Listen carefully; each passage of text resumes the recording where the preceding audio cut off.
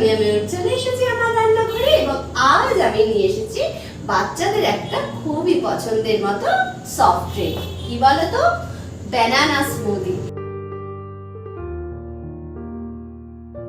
খেতে তো এটা ভীষণই সুন্দর, ছোট বড় সকলেই এটা খেতে ভীষণ পছন্দ করে। এটা অবশ্যই স্বাস্থ্যকর বটে। তাহলে চলো কথা বলে আর সময় নষ্ট না করে ঝটপট বানিয়ে ফেলি ব্যানানা স্মুদি।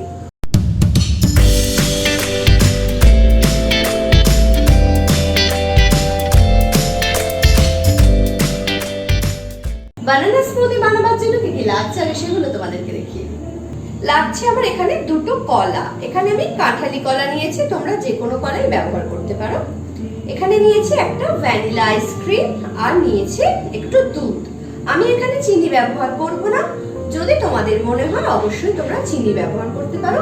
আর এখানে আমি দেব কিছু ড্রাই ফ্রুটস মানে কাজু বাদাম। আমার কাছে আলমন্ড নেই এই মুহূর্তে, তাই দিলাম না। তাই আমি এখানে শুধু কিছু কাজু ব্যবহার করব।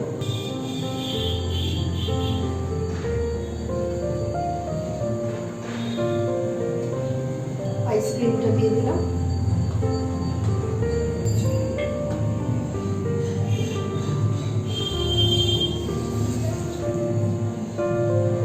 এবার এটা জুস বানিয়ে নেব।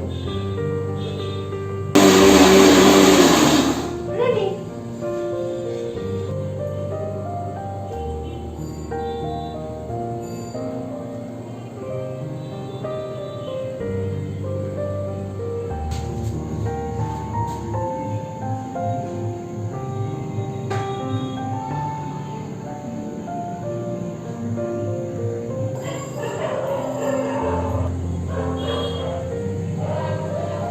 কিশমিশ দিয়ে সাজানো ছড়িয়ে দিলাম।